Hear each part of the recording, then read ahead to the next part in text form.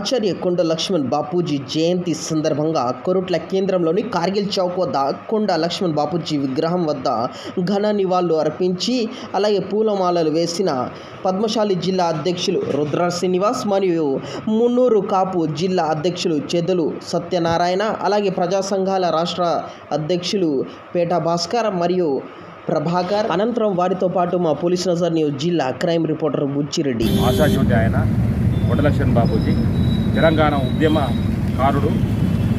ఏదైతే 3 తరాల ఉద్యమం చేసి తెలంగాణ కొరకు తన జీవితాన్ని రాజకీయాన్ని అంకితం చేసిన వ్యక్తి.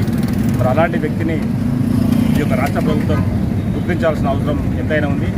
అందుకే మేము నిన్న కూడా విజ్ఞప్తి చేసినాం, మా వినతిపత్రం సమర్పించినాం. ముఖ్యమంత్రి గారు ఈరోజు జరిగే మా యొక్క సమావేశంలో తెలంగాణ గాంధీగా ఆచార్య కొండ లక్ష్మణ్ బాపూజీని ప్రకటించాలని చెప్పి కూడా కోరినాం. ఎందుకంటే ఆయన ఈ తెలంగాణ రావడానికి ముఖ్య కారణం. మరి ఆ రోజుల్లో తెలంగాణ కొరకు ఈ తెలంగాణలో ఉన్న మన ఎంపీలు మధుయాష్కి కానీ, అదేవిధంగా పొన్నం ప్రభాకర్ కానీ, మిగతా బీజేపీ నాయకులు బీజేపీ ఎంపీలు కానీ ఆ మధ్య కొట్లాడినరు. అది వాస్తవం. దానికి అనుగుణంగా సోనియా గాంధీ గారు నిర్ణయం తీసుకున్నారు, తెలంగాణ ఇచ్చారు. మరి ఇచ్చిన తర్వాత మరి ఎన్నో సంవత్సరాలు తన జీవితం మొత్తం కూడా కాంగ్రెస్కి అంకితం చేసిన కొండ లక్ష్మణ్ బాపూజీ తెలంగాణ ఉద్యమం కొరకు టీఆర్ఎస్ పార్టీ ఎప్పుడైతే తెలంగాణ ఉద్యమం పెట్టిందో వారి కొరకు ఆయన గృహాన్ని ఇచ్చి ఆ రోజు ముందుకు చేశారని చెప్పింది.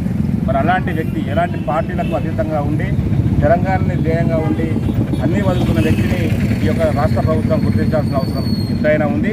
కాబట్టి అన్ని బీసీ సంఘాలు కూడా ఈరోజు డిమాండ్ చేస్తున్నాయి. ఏమని అంటే కొండ లక్ష్మణ్ బాపూజీని తెలంగాణ గాదిగా ప్రకటించాలా, అదేవిధంగా ఆయన వారసులైన ఏదైతే బీసీ బిడ్డలకు అధికారికంగా పదవులుగా ఇచ్చే ప్రయత్నం కూడా వచ్చిన ప్రభుత్వాలు చేయాలా అని చెప్పి ఈ యొక్క కొండ లక్ష్మణ్ బాపూజీ జయంతి సందర్భంగా మేము డిమాండ్ చేస్తున్నాం. జై భారత్, జై హింద్, జై తెలంగాణ.